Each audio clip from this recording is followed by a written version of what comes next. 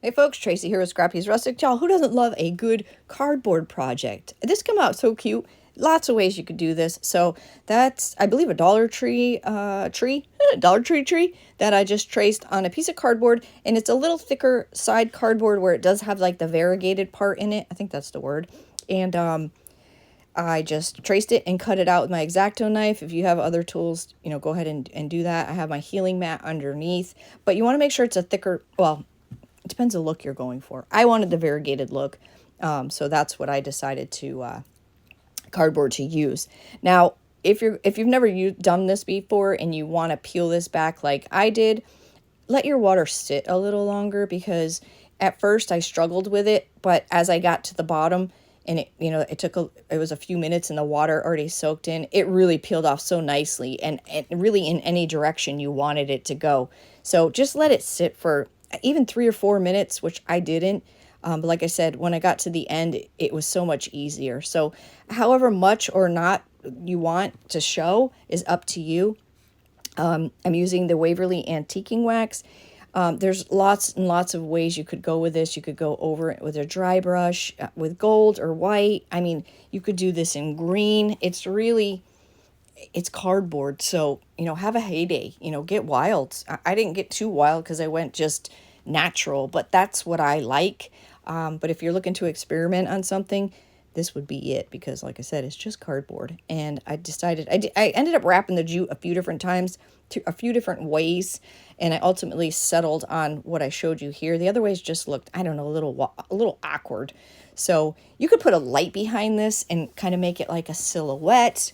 You could put it on a bigger piece of wood. You'll see in the end I put it on a piece of wood, and decorate around it. Do some faux snow, or, faux snow, like faux show. All right, sorry, that wasn't funny, but it kind of was funny.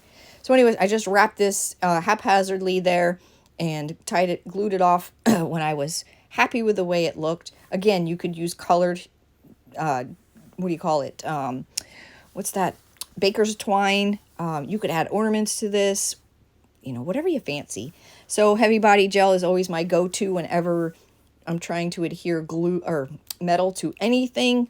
That can be found on my website at scrappysrustics.com. It's a workhorse. It has multiple uses and it's just good stuff.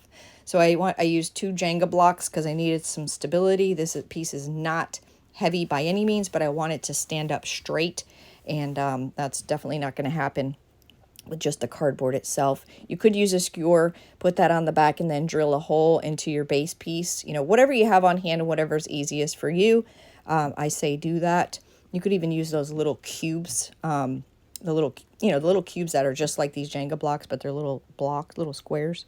You could use those as well. Just something to give it some stability to stand up. And then I have this piece of wood coming up. I believe I got those from Hobby Lobby like 2 years ago. I do know they still sell them. And I just simply used heavy body gel and hot glue to get this to stand up. Now the heavy body gel, you can see on the back of that, it's glossy, so it'll dry clear, but it does take a minute to grab. So in a case like this, if you want something to grab, use hot glue so it's an immediate grab, but the heavy body gel will dry nicely, and it will definitely hold your piece up nice and secure. But I did hold it there for a few minutes so it would stand up, and I let it sit there overnight and let it dry the rest of the way.